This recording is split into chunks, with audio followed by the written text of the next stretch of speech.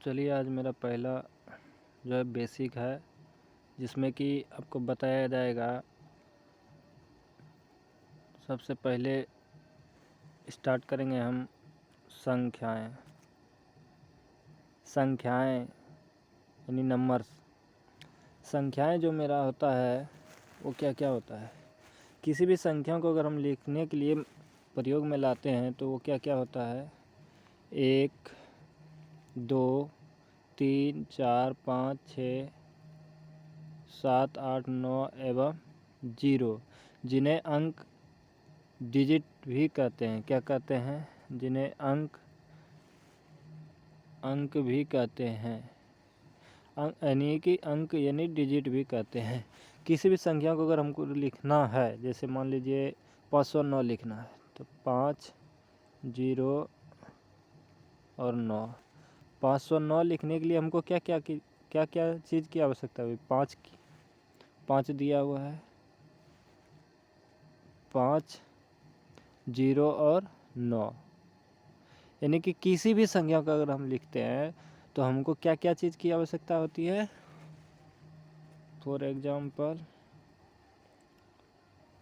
1 2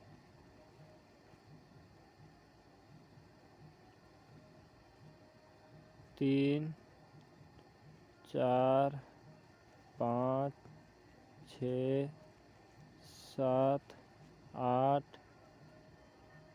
9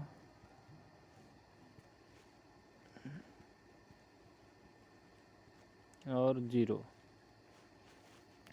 किसी भी संख्या को लिखने के लिए हमको किन किन चीज़ों की आवश्यकता होती है? 1 2 3 4 5 6 7 8 9 एवं 0। यानी किसी भी संख्या को अगर हम लिखेंगे तो किसी भी संख्या को लिखने के लिए हमें बस ये 10 चीज़ की आवश्यकता होती है, जिन्हें अंक यानी डिजिट भी कहते हैं। नेक्स्ट, प्राकृत संख्याएं, नेचुरल नंबर्स। गिनती की सभी संख्याओं को प्राकृत संख्याएं कहते हैं। जैसे 1 2 3 4 5 ले लेंगे, 6 ले लेंगे, 7 ले लेंगे, 8 ले लेंगे, 9 10। यानी कोई भी चीज़ यानी लेके अनंत तक। कहाँ तक? अनंत तक ये क्या हो जाएगा? अनंत। यानी कितनी भी बड़ा संख्या हम लिखेंगे, कितना भी बड़ा संख्या क्यों ना हो, जैसे फॉर एग्जाम्पल 1 2 9 8 7 6, ये भी मेरा क्या है? प्राकृत संख्या है। क्या है? प्राकृत संख्या। प्राकृत संख्या किसे कहते हैं? गिनती की सभी संख्याओं को प्राकृत संख्या कहते हैं। फॉर एग्जाम्पल 1 से स्टार्ट होके अनंत तक जाती है। सब किस में होता है? पॉजिटिव में होता है। अब जो है नेक्स्ट क्वेश्चन पे और चलेंगे। तो नेक्स्ट क्वेश्चन क्या कर रहा है? पूर्ण संख्याएं, वेल नंबर्स। प्राकृत संख्याओं के समूह में शून्य को शामिल कर देने से, प्राकृत संख्या के समूह में शून्य को शामिल कर देने से प्राप्त संख्या पूर्ण संख्याएं कहलाती है। जैसे 0 यानी प्राकृत संख्या किसको कहते हैं? 1 2 3 4 ... तो ये मेरा क्या हो गया? प्राकृत संख्या। इसमें किसको हम शामिल कर देंगे? शून्य को। यानी अनंत तक जाती है। ये कहाँ तक जाती है?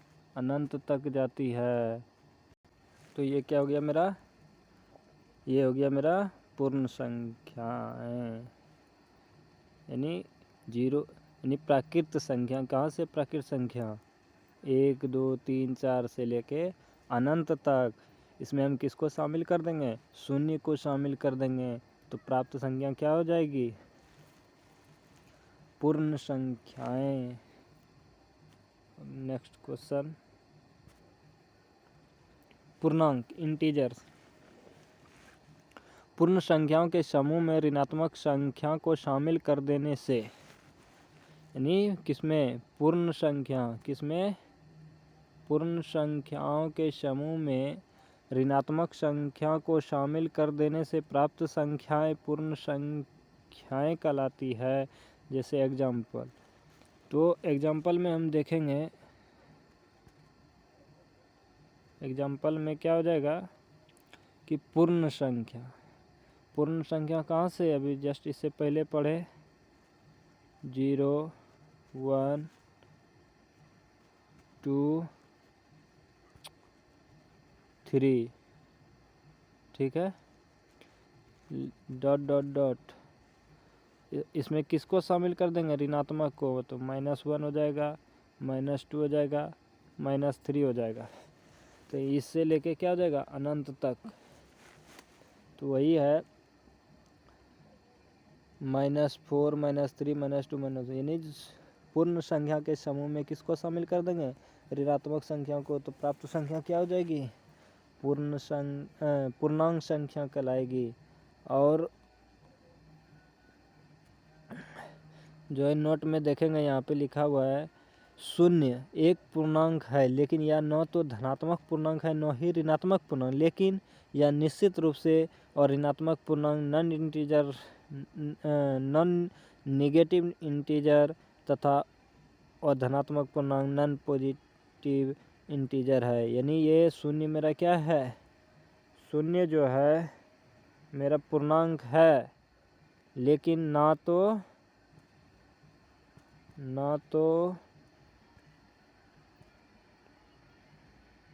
ये ऋणात्मक है, ना तो ये ऋणात्मक है, और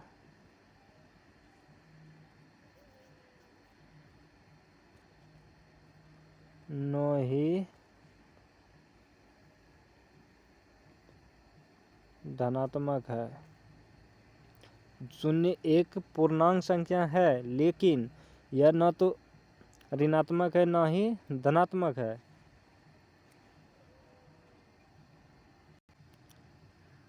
अब जो है नेक्स्ट देखेंगे, 5 नंबर का रहा है ऋण या अभाज्य संख्याएं, प्राइम नंबर्स, जिन संख्याओं में एक तथा स्वयं, जिन संख्याओं में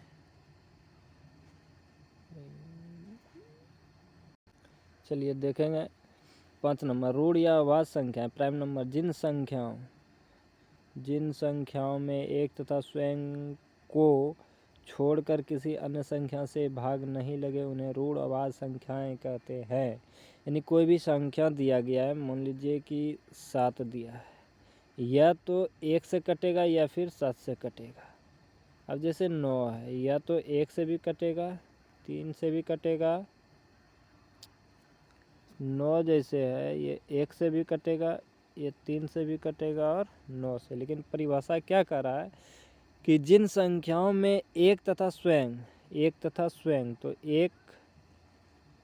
एक तथा स्वयं जो संख्या दिया है वही संख्या से कटना चाहिए, तभी मेरा क्या होगा, वो अभाज्य संख्या कहलाएगी। ये मेरा क्या है, भाज्य संख्या। 9 क्या है मेरा, भाज्य संख्या।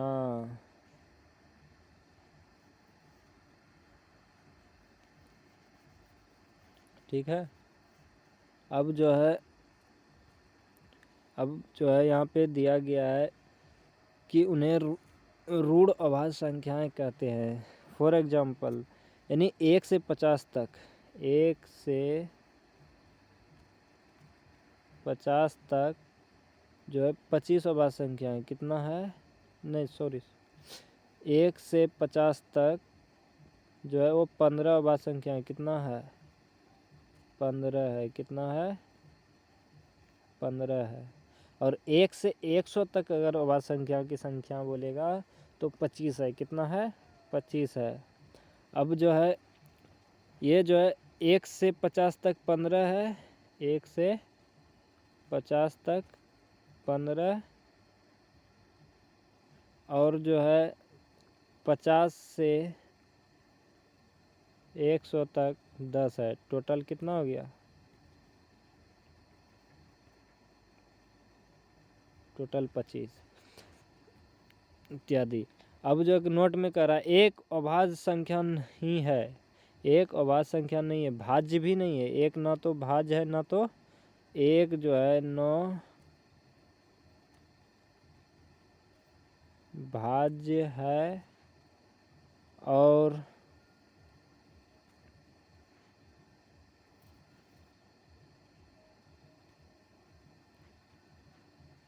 न भाज्य है न अभाज्य है। ठीक है। और केवल दो सम अभाज्य यानी इवन प्राइम नंबर संख्या है। दो जो है मेरा क्या है, दो जो है मेरा वो क्या है, मेरा सम अभाज्य क्या है, दो एकमात्र ऐसी संख्याएं हैं, दो जो है दो एकमात्र वैसी संख्या है जो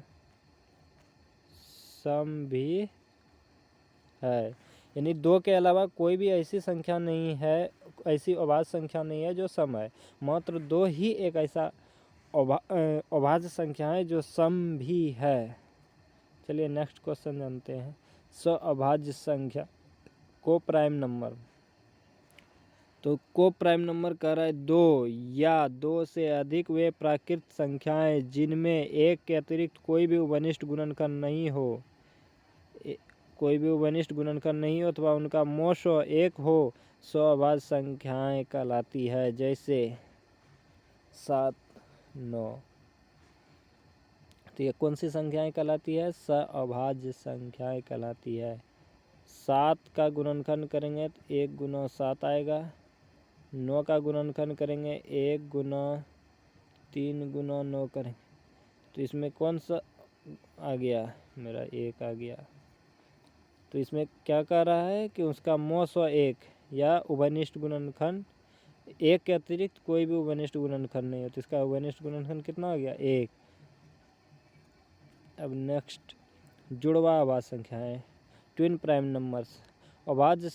अभाज्य संख्याओं के ऐसे युग्म जिनका अंतर 2 हो उन्हें जुड़वा अभाज्य संख्याएं कहते हैं और इन्हें अभाज्य युग्म भी कहते हैं। जैसे 3 और 5। 3 और 5 का अंतर 3 भी मेरा क्या है, अभाज्य संख्या है, 5 भी क्या है, अभाज्य संख्या, लेकिन दोनों का बीच का अंतर कितना है, 2 है। 11 भी और 13 भी दोनों अभाज्य संख्याएं हैं, दोनों का अंतर कितना है, तो इसे क्या बोलेंगे हम, इसे हम जुड़वा अभाज्य संख्या कहते हैं। नेक्स्ट सम संख्या इवन नंबर, वे संख्याएं जो 2 से पूर्णतः विभाज्य हो वे सम संख्याएं कहलाती है। जैसे 2, 4, 6, 8, 10, 12 इत्यादि। 2, 4 एक तरह से और परिभाषा होता है, यानी किसी भी संख्या के अंत में कोई कितना भी बड़ा संख्या क्यों न हो, अंत में 2, 4, 6, 8 और 0 रहना चाहिए। तो ये मेरा कितना भी बड़ा संख्या लिख देंगे, 6, 8, 7, 6, 9, 5, लास्ट में 0 लगा देंगे तो ये मेरा क्या हो जाएगा, सम संख्या। लास्ट में 2 लगा देंगे, क्या हो जाएगा मेरा, 1 लिख देंगे, 2 लिख देंगे, सम संख्या। 9 लिख देंगे, अंत में जो है 6 लिख देंगे, तो ये मेरा क्या हो जाएगा, ये मेरा हो जाएगा सम संख्या इवन नंबर।